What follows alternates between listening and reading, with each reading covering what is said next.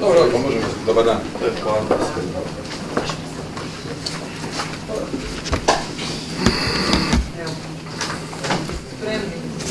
Bog.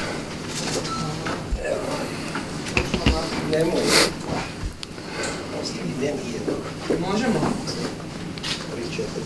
Hvala vam što ste došli, vratit ću vam se u ime SDP-a, saborski zastupnik Saša. Evo, dobar dan, ja vas sve skupa pozdravljam.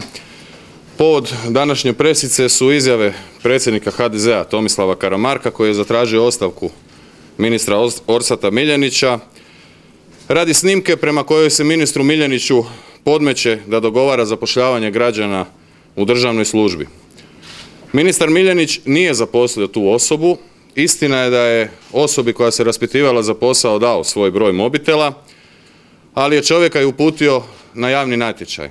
A ono što mi iz SDP-a želimo poručiti je da je Tomislav Karamarko zadnja osoba koja o tome može govoriti i da umjesto što Tomislav Karamarko viče držite lopova, bilo bi bolje da nadležne institucije istraže ima li elemenata kaznenog djela u zapošljavanju u razdoblju od 2006. do 2008. dok je Tomislav Karamarko bio šef SOA-e u kojima je nezakonito zapošljavao ljude prvo u sigurnosno-obavještajnoj agenciji, a čak i one koji nisu mogli proći kvalifikacije za to zapošljavanje padali su na sigurnosnoj provjeri, a potom su ih prebacivali u državnu službu.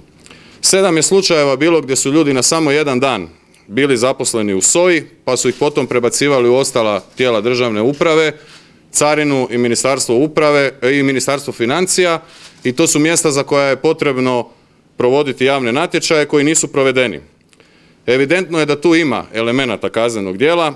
To su bili Karamarkovi jednodnevni špijuni koji su stranačku neovisnost dokazivali ispisnicama iz HDZ-a, a bilo ih je navodno i koji su se prezivali upravo Karamarko.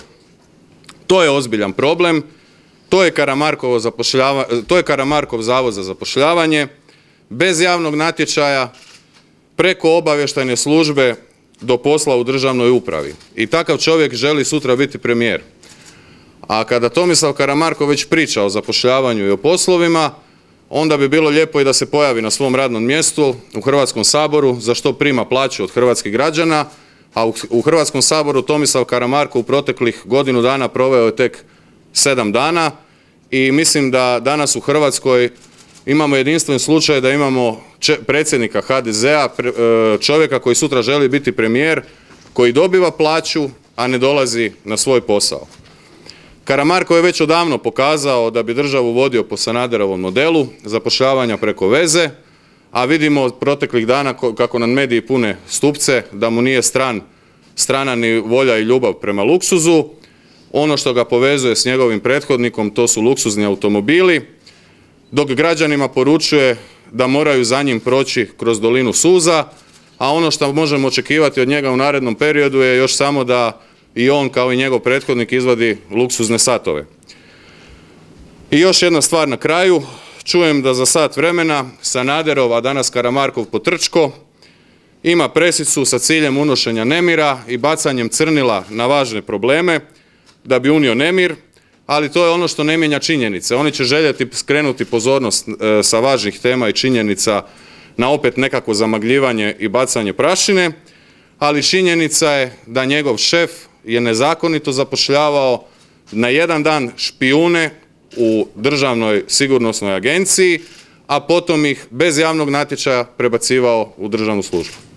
Evo, toliko od mene za sad i tu sam za vaša pitanja. Može pitanje, neki kažu da slučaj Mirele Holy nije nešto posebno različito od ovog slučaja Orsata Miljenića, pa ako možete pojasniti koju bi razliku vidite? To je velika razlika, znači imate situaciju gdje gospodin ministar Orsat Miljenić nije ništa napravio, znači nije zaposlio osobu, nije poduzeo nikakve radnje, već se na jedan fin, izrazito pristojan način pokušao riješiti čovjeka koji je njega molio pomoć. Znate, nekad vam je teško u situaciji, mi koji smo političari, nekoga jednostavno otpiliti. Mislim da je o tome i gospodin Miljenić danas govorio, ali je činjenica da tu nije bilo nikakvih radnji i da je on osobu uputio na javni natječaj. Dok je kolegica Holy isto na početku mandata na jedan nesmotren način poduzela određene radnje gdje je poslala mail u kojem traži određene usluge i to u drugi resor koji uopće nije bio njezin resor. Znači to vam je razlika. Kod gospodina Miljenića se nije ništa dogodilo, a kolegica Holy je nažalost opet vjerojatno ne u zloj namjeri na jedan nesmotren način napravila jednu grešku. Hvala. Što je SDP napravio sa tim saznanjima o Karamarkovom sumnjivom i suspektnom? Gledajte, znači ovo sve što ja govorim, znači to su zaključci saborskog odbora za nacionalnu sigurnost koje su već mediji javno objavili, koji su poznati hrvatskoj javnosti. Niko ih nije demantirao i ja upravo očekujem, znači to su opće poznate činjenice o kojima se već pisalo. I ja očekujem upravo od vas medija da postavite pitanje Državnom odvjetništvu da li šta poduzima po tom pitanju, da li je šta poduzelo i da li šta misli poduzeti i nadam se samo da nam se neće dogoditi da taj predmet ode u zastaru zbog spavanja Državnog odvjetništva radi ne znam čijih interesa. Hvala. Nema više pitanja, ja bih se zahvalili. Hvala vam lijepa.